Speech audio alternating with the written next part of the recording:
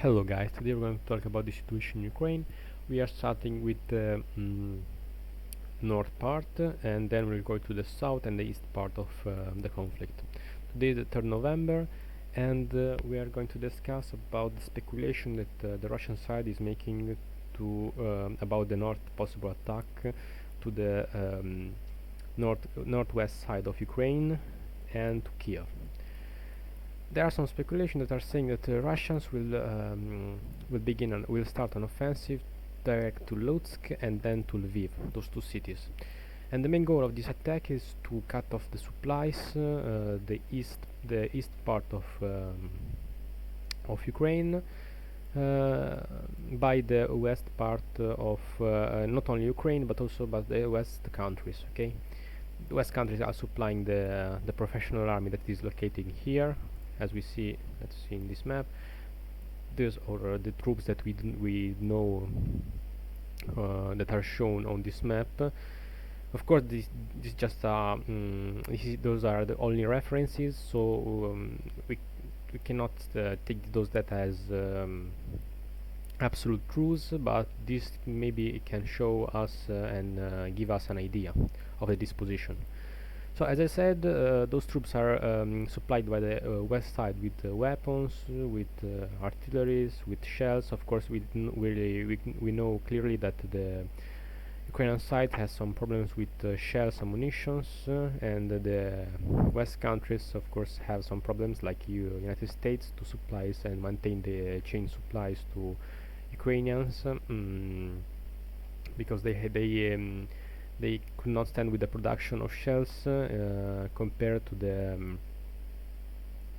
amount of shells that Ukrainians are using in this front line. Okay, so the measure we need to have a clear pictures of the front line in all of his perspective, in all of his picture. Let's see here. For example, we have the two main focal point. Four main focal point. First of all, there is the south focal point. Here there are part of the Ukrainian army, of professional Ukrainian army, and this is this is just a mixed army. Of course, there are some territorial defense brigade, but also some tank brigade, artillery, okay, battalion, volunteer battalion, special regiment. Okay, there are kind of mixed mechanized brigade, a lot of kind of troops in this part. Of course, there are also some troops in Mykolaiv and then in Odessa. They're keeping some troops in Odessa just to defend this city. Of course, they cannot leave the cities, and the same into Mykolaiv. Of course, but some troops of Kherson and either some troops of Mykolaiv will be sent to Zaporizhzhia. The reinforcement process is kind of difficult because, of course, the Russians are targeting the energetic facility of Ukraine, so they are kind of slowly.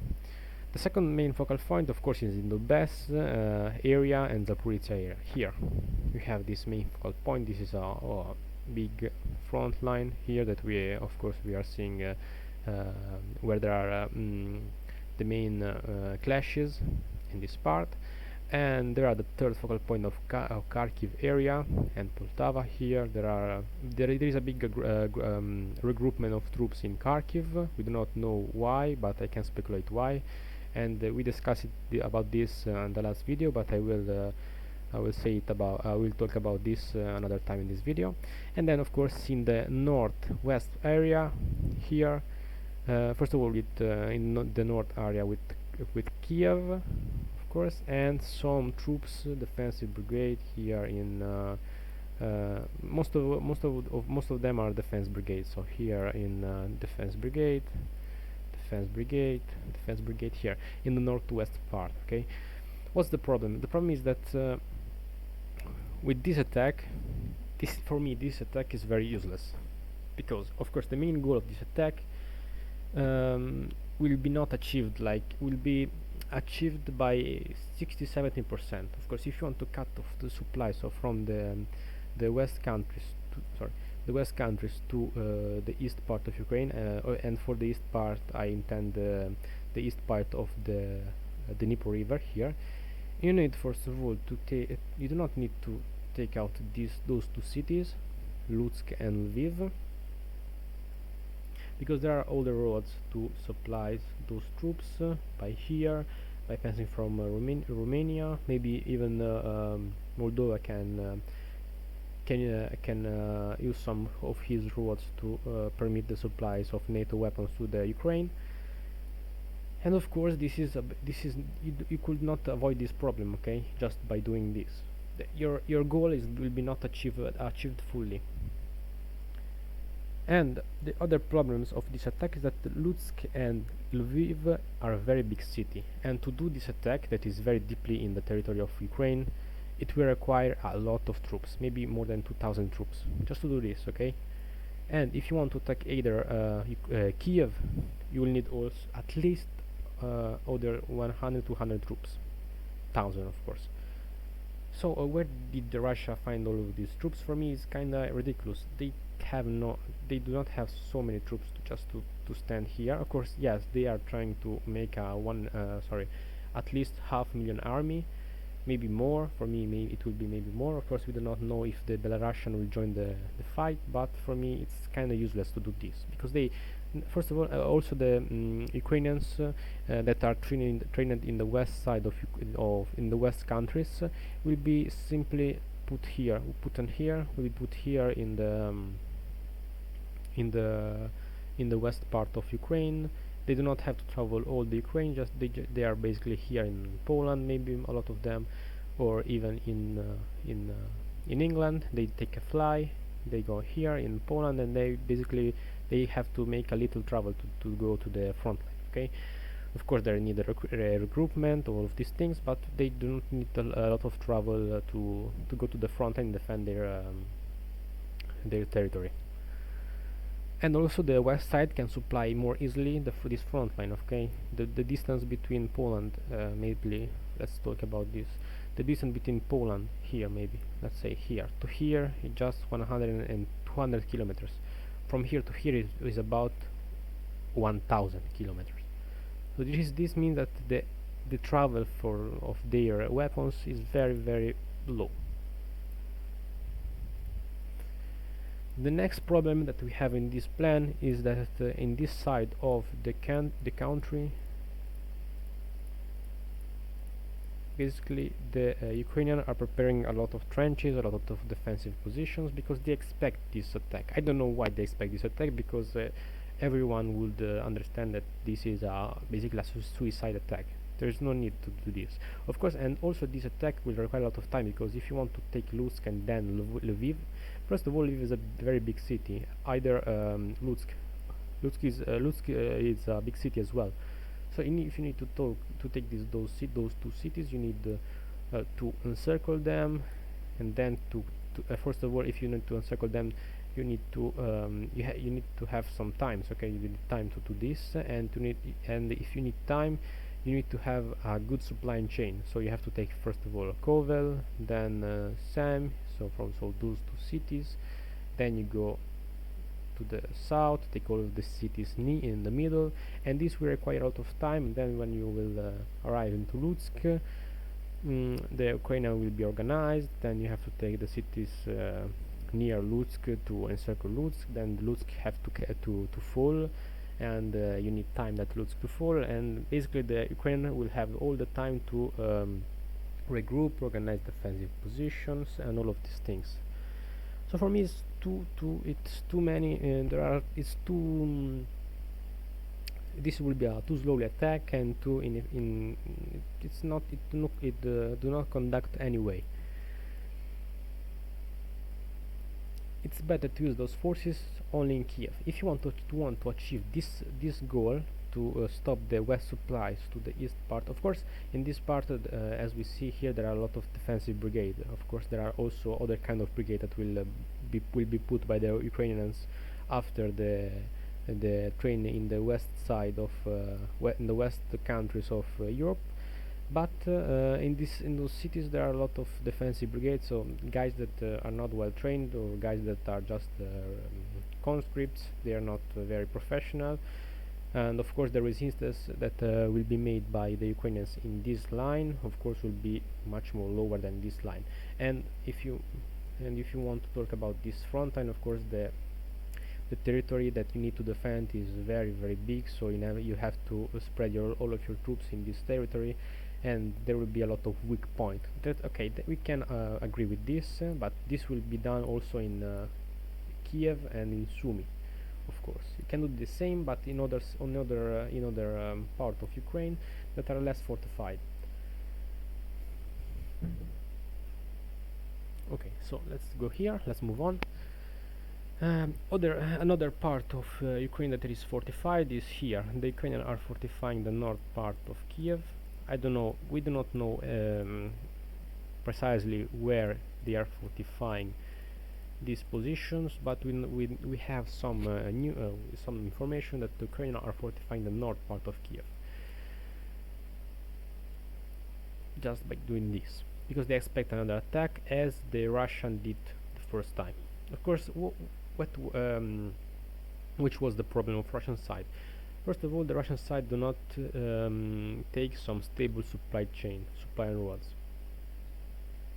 If you want to take Kiev, you need, first of all, if you want to take some, for example, Kiev, you need to have some somewhere to place your troops without being hit directly, so to accumulate your troops, to make them rest, to make your headquarters, to organize the attack, all of this stuff, and you need some place. Of course, the best place to do this is a city, and the bigger is the city, the more troops you can accumulate. And if you want to speak like this, a city, okay, like Chernigov, the bigger the city is, the measure, let's put this is the city, and his area of influence, the more the bigger the city, the bigger his area of influence is. Let's say like this. Sorry, something like this, maybe just a bit more. So if you take Chernigov, automatically all of this city near Chernigov will fall, because you can if you take the big city, you can accumulate a lot of forces. And first of all, this city supplied those little towns. Okay, here for example, if this big cities falls, all of these towns do not have any more supplies, and of course in this place you can accumulate, for example, 100,000 army, but in those little cities you can accumulate only 1,000 army, for example, at their maximum capability.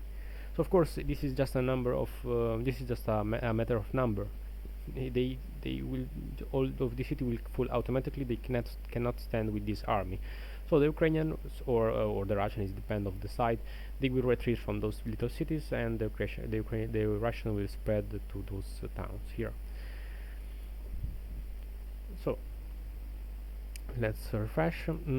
As I said, there are here in this part there is the defensive line of Ukrainians. Let's put like this, and there is also defensive line basically north of Kiev. We do not know exactly where, but we can suppose we can assume that is something like this. So first of all, the Russians need to capture Chernigov. As I said, they need to capture this city. They do not did this in the first attack, so this is why they failed on this north attack. They need to do this. And other thing that they failed is because another reason that they failed is because they do not have enough manpower to do this attack. If you want to take a big city like Kiev and Chernigov and Sumy, you need a lot of troops, and you cannot do this with 2,000 army, and this 2,000 army is just spread from the south, east and north. This is nonsense, of course. So if you take Chernigov, then you can go to the south part and go to attack Kiev, but not directly, of course. You need to take out the 1, 2, 3, all the supply roads that are connecting Kiev. If you attack, as I said in the last video, you need to take all of those cities here, of course, and if you take like this, you need also to take Sumy. If you take Sumy, then you will take a lot of territory. You need also to take Sumy, and from Sumy you can go to the north-south side of Ukraine. you can do something like this. Of course, firstly you need to take and to clear all of the city in the middle. You cannot just go further like they did in the first part. You need to do something like this, of course. And you have maybe 200,000 soldiers here and here. You need to spread all of these 2,000 soldiers in some villages, some cities, and accumulate them, and then make a stable road of supply. So, and then you will basically can do this. This is just an idea, okay? I'm not using this as a real picture, okay? This is just an idea. But what can you do? You can do this from the Sumy area to attack from the east side here, okay, and from the Chernigov area from the south side, so you can join. So those two lines of attack and join, and of course this is the border of Russian Federations before the 24th of February of 2022, and all these troops, if they do not are already evacuated this area, they are basically encircled. And of course this is a weak point of, okay, as we see there are no many troops and neither there here, and the Russian can do this maybe without a lot of resistance, so they can lose they could lose a little amount of troops, and they are avoiding all of those trench defensive line, and they are also making another goal to cut the supply Kiev to the east part. So this is a bigger goal. This is it's much more effective than than doing this, okay? And the next study will be done to cut off supplies Zaporizhzhia and the Dnipropetrovsk, and then with rockets attacks you will destroy the bridge on Cherkasy and Kremchuk. Those bridges here will be destroyed, even here. So we're cutting off all of those basic bridges, and you will keep alive only the Dnipro bridges and Zaporizhzhia, just because you need those bridges to go to Kryvyi Rog and then attack Mykolaiv and take back Kherson. This is just the reason why they're not destroying those bridges, but these bridges, when will come the time, they will destroy those bridges here. So we'll cut basically Kiev, that is the main supply road for the east part, and also the Dnipro and Zaporizhzhia. You need to cut off those older two. The rest is basically useless. If the Russian will do this, then they could spread all of their army in this front line, of course, like this, and automatically all of these cities, those cities will fall automatically, okay? So they will gain all of this territory, and by doing this they will cut basically a big portion of Ukraine, and all of these troops that were in the internal side, okay, those troops here basically will be no more in the flanks, so they can be replaced along the front line, okay? So the spread of the troops will be better. And then you can think about an attack to Poltava. For me by this side you need to attack Poltava.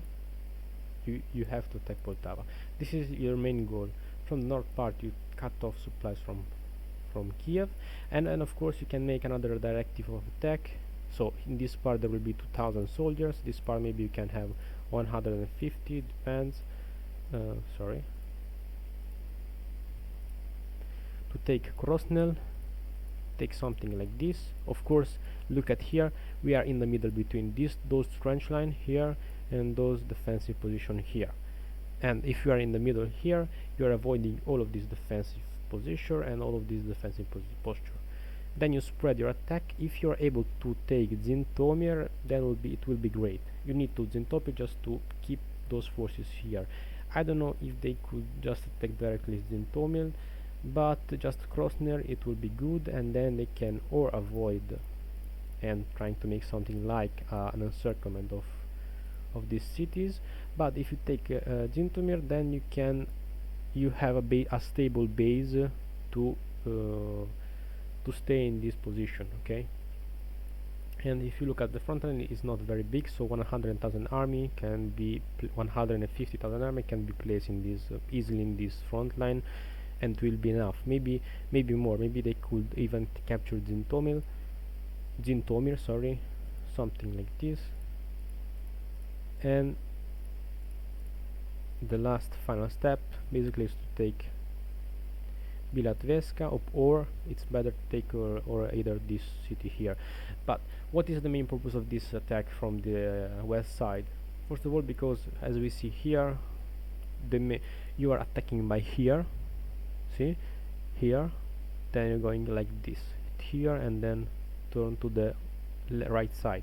All of those troops will be sent on this front line, of course. So if you do this, if you are doing this, something like this, then you are encircling Kiev. Of course, it will be a big trouble for Russian, because they will face Kiev side and this side, two side. They have to fight from two side, because it will be something like this. They will be attacked by this side here,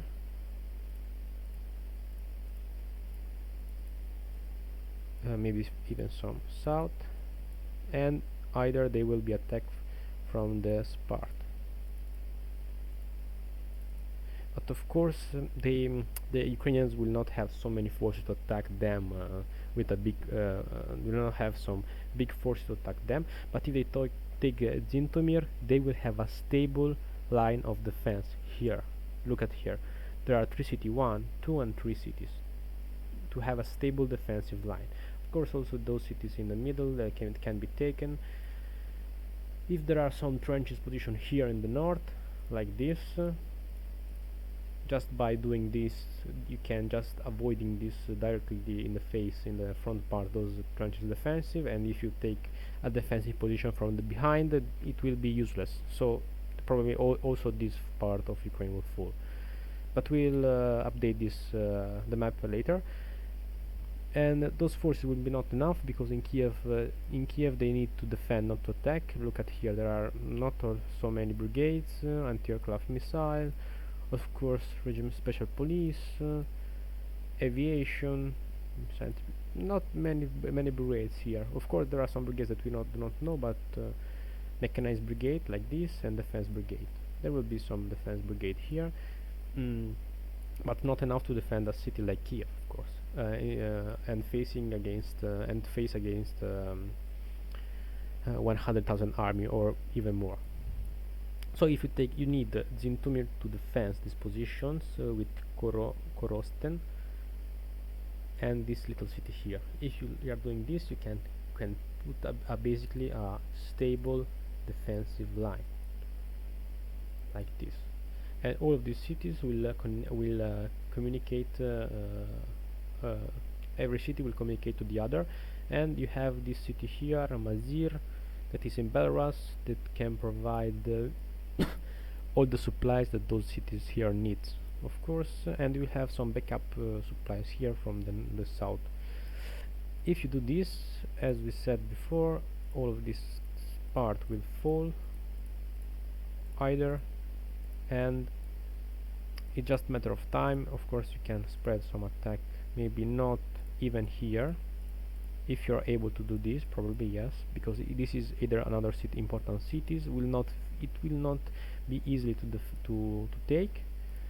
All of those cities maybe even fall too.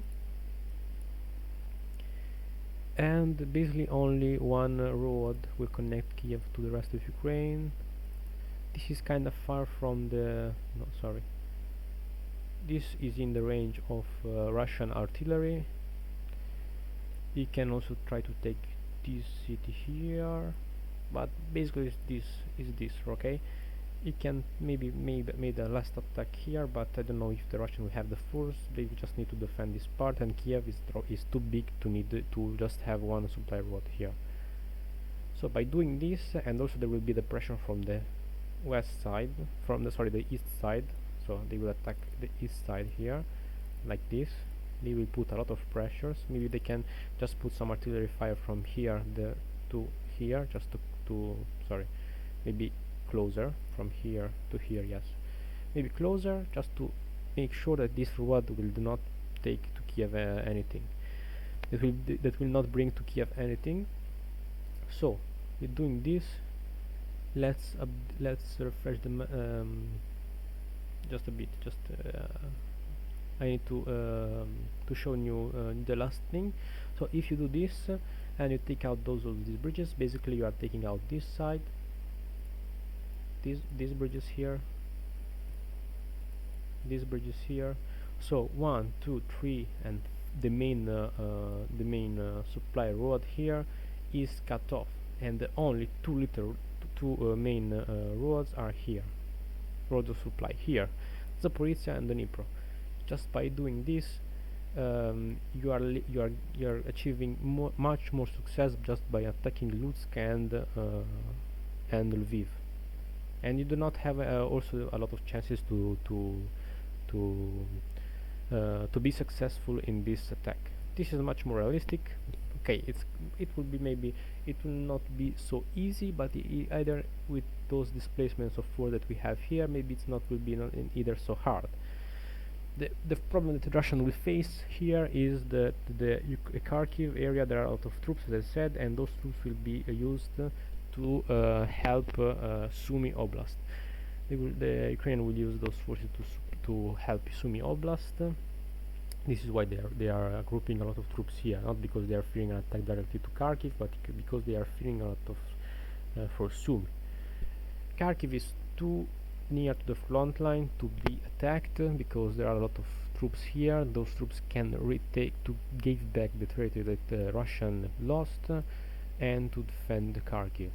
Because Kharkiv, if Ukrainians lose Kharkiv, basically all of those Donbass area will be done.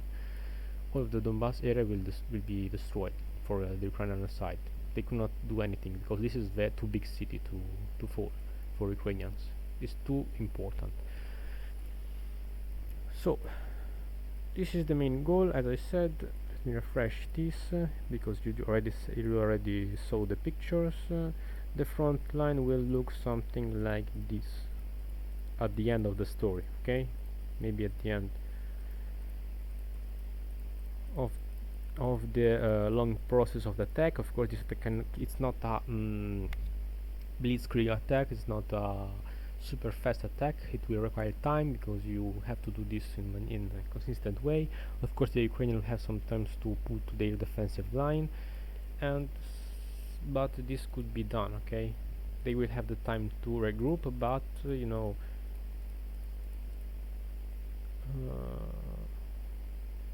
okay, I made a mistake, but it's not bad. This is just an idea. Okay, something like this, and then you will move to the south part.